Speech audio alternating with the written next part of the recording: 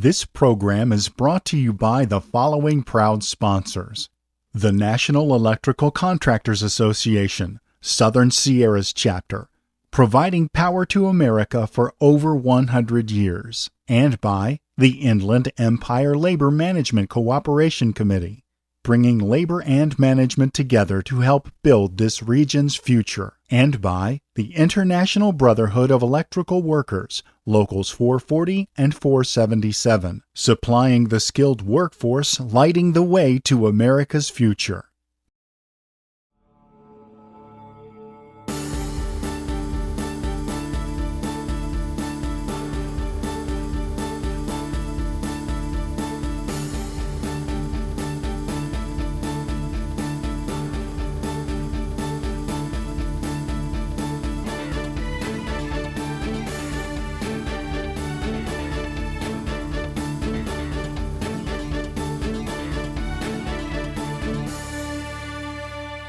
Welcome to Energy Independence. I'm Sean Reynolds. Today, our special guest, Congressman Mark Takano from California's 41st District, is a former high school teacher who favors straight talk and citing evidence over hyperbole and exaggeration. So much so that, like a high school teacher, he's been known to mark up his colleagues' papers, grading them and then returning them with red ink and marginalia, with helpful notes like, "If you don't understand the bill, come by my office and I'll explain it." I'll ask him not only about our education system in California, but also about the employment situation and working conditions affecting the middle class in the Inland Empire. And I'll try not to mix my metaphors. Great. Welcome to the show, Congressman. Good to see you, Sean. Thank you. Really excited to have you today. You are a former educator. I am.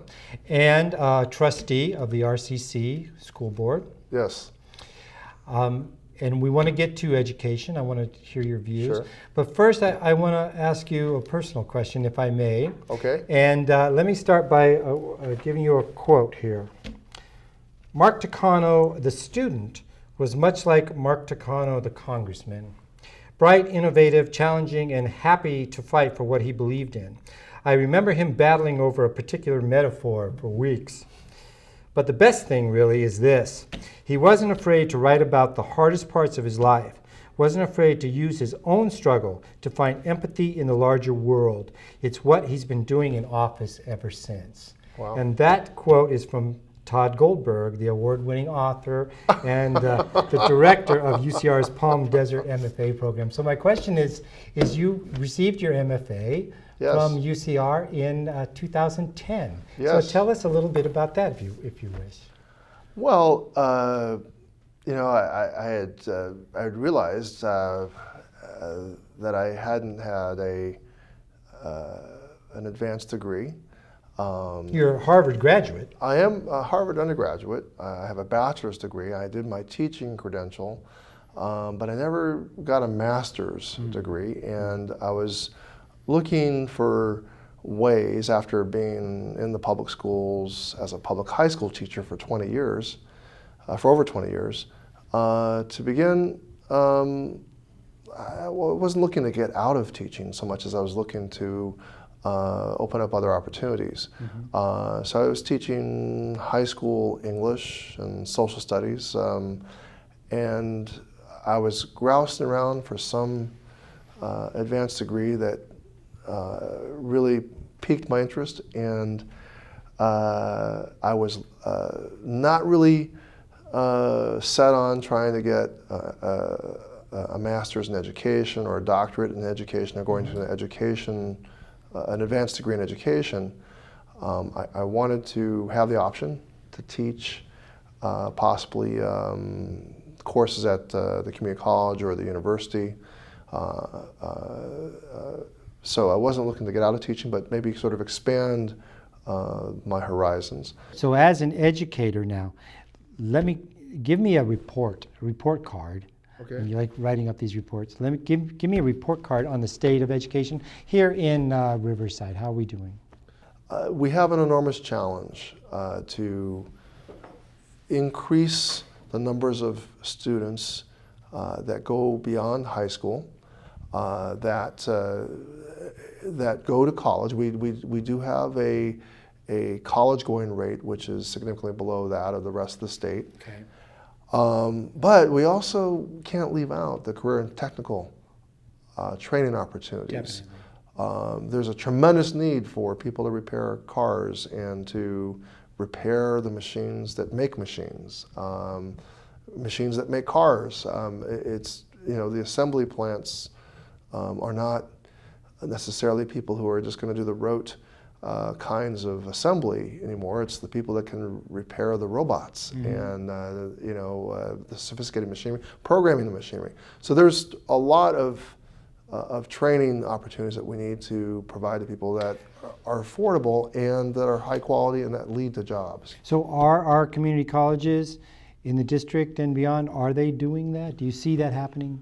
I just came from a meeting with the chancellor and the president. I see them moving forward with plans, and but part of our problem is the way that credentialing and accreditation bodies, professional accreditation bodies, may not be fully on the same page or on the same page as we need. For example, I'm seeing the credential for a registered nurse go from 2 years to 4 years that they're requiring bachelor's degrees. And not a lot of evidence that you need those extra 2 years to become a nurse. That we have a great nursing school at RCC, but I'm worried about making community college education obsolete because of the credential creep. I want to make sure that our community college education is meaningful to future students, that they know they can get a job at the end of that community college education. That's being made more and more difficult. Well, let me introduce something there. This is a great point. Yes. We did a show, it was last week, and it was with Dr. Kevin Fleming, and he's from Norco College. Yes. The show was their joint venture between the IBEW's JATC program, which is the Joint Apprenticeship Training Program. Yes.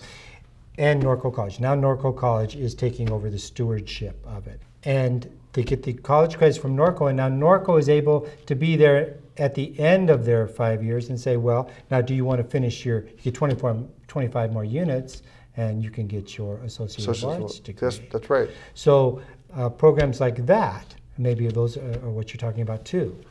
Well, that's a great example of a career and technical program, what people used to call vocational education, craft training skills.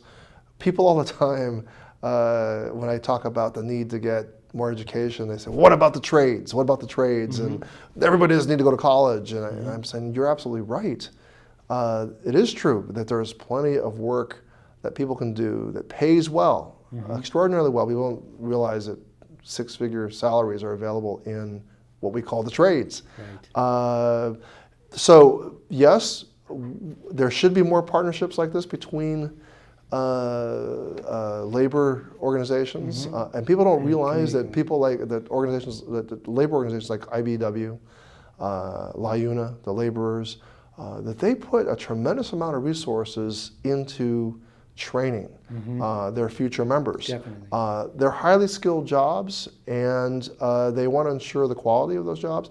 And there should be more partnerships between the community colleges and the training that labor organizations offer. So yes, the community colleges should be more involved in that sort of work.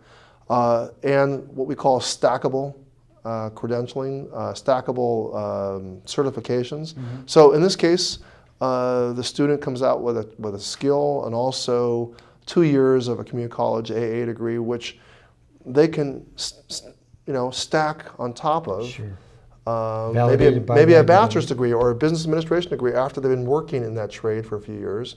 They may need to start their own electrician's business, which they already have an AA. They just need maybe a year or two to go and complete say, a bachelor's degree in If they're administration. undergrad degree, definitely. That's right, in Become business. Businessmen, definitely. So we can get students to think in terms of, hey, let's not think about college all 4 years all at once. Or what even Excellent. college means is as a combination of both a trade and other kinds of skills like accounting or writing, communication, that would go with an AA degree. And one of the results of not having a qualified workforce is it played itself out in a series that we did here on the show on contractor fraud. Yes. And we had the district attorneys from Orange County and from Riverside County. Vicki Hightower, the district attorney of Riverside County, she told us that fraudulent contractors in prevailing wage situations are costing the state of California between $800 million and $1.2 billion a year. Just in underpaying or not paying their workman's comp or their EDD payments. So there's a big problem in fraudulent contractors. So do you support the concept of prevailing wage? Not only do I support prevailing wage, we need to have effective ways to enforce prevailing wage, so that Definitely. Good actors, employers who want to pay their employees what is prescribed by law, aren't put at a disadvantage by people who can cheat. And there's an awful lot of ways to cheat in construction. Yeah, I believe it's one of the best ways to prevent cheating, to find an enforcement mechanism. The state just simply can't do it all on its own. They can't provide the number of inspectors, the number of compliance people to be able to make sure this happens. And I think the project labor agreement template is a great way for there to be a compliance, prevailing wage compliance, and making sure that that there's a level playing field. And by the way, it does not give an undue advantage to unions. I mean, I was at RCC when we implemented our PLA there, and at least half the contracts or more got awarded to non-union contractors. So it's just not true. But one thing that did happen under that contract, under the contracting system, was that everybody, union or non-union, had to play by the rules. Right, they just keep working. That's right. They had to play by rules. And the other advantage is this issue of the shortage of craft workers is partly addressed by project labor agreements, because they usually have some component about apprentices and the training of apprentices that's usually included in that agreement. Hiring local. Hiring local is another aspect of the PLA, and it's the only, by the way, it's the only mechanism, the only contract mechanism that allows a local entity an ability to require that a certain percentage, or to set goals at least, of the workers on a project are from the local community. And how does that work? Well, if there's local money that's being put into a project, whether it's bond money that's through the community college district or the city or wherever, if local taxpayer money is involved, the Supreme Court in the United States has said that it is perfectly legal for the contracting entity to say that, well, since the money is coming locally, that you need to give a preference to our local people. So it's local tax revenue being kept inside the community. And it really does prevent the kind of ways in which people can get around prevailing wage by bringing workers from out of the area and putting them in a cheap motel someplace, and then having them work on jobs, and when there's not that sort of compliance component, such as we have in a project labor agreement, that kind of behavior starts to, there's no incentive to do it, because everybody's got to play by the rules. And that's kind of what these agreements are about, is finding ways for everyone to play by the rules. Everybody who tries to put in a bid doesn't try to undercut other bidders by knowing that they have a way to cheat. Yes, having a card up their sleeve. That's right. That's exactly right. So I'm glad. I mean, I wasn't expecting to talk about this, but I'm glad you are, because look, we have tremendous challenge nationally with income inequality, and it's important for people to understand, the community to understand, the ways in which we help working people. Right, working people, get a fair shot and keep things moving. And keep things moving. And look, it's in everybody's interest to have a strong middle class, broad-based consumer base. That's what creates demand in the economy, and that demand is what is going to create even further jobs, right? I mean, people aren't going to hire unless they know, unless they know that there's going to be people to buy things and who are demanding things, and they're only going to feel it if there's more money in the pockets of the middle class. And of course, we need institutions like labor organizations to be able to bargain on behalf of these workers. There's a lot of reasons why there's an advantage with big projects and also medium and smaller projects to go with the project labor right, concept. Negotiating labor and not labor stoppages. Yeah,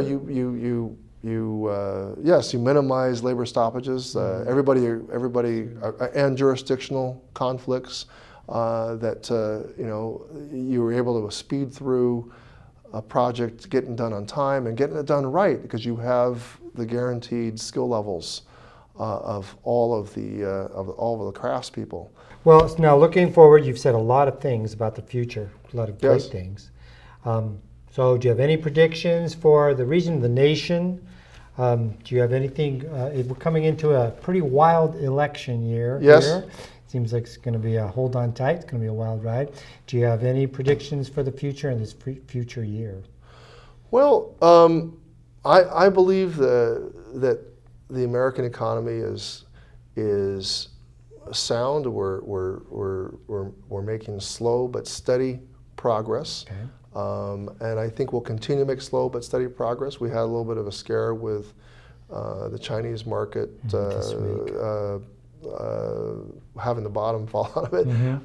But it seems as though people are shrugging that off and we're moving forward. And I have high hopes for our region, high hopes for our country to continue to make that slow and steady progress. Well, on that note, I'd like to thank you for joining us today. Yes. And it was a pleasure talking with you. Pleasure talking to you. Thank you. Thank Great. you. Thanks.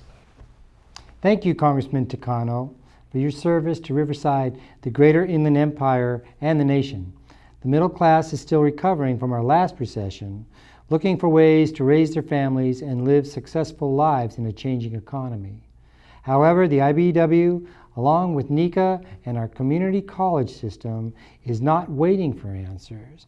They are moving forward with plans to build the future. They appreciate all the support our community can offer, and in return, they offer quality work and dedication to growing a brighter tomorrow. For Energy Independence, I'm Sean Reynolds. Thank you for watching.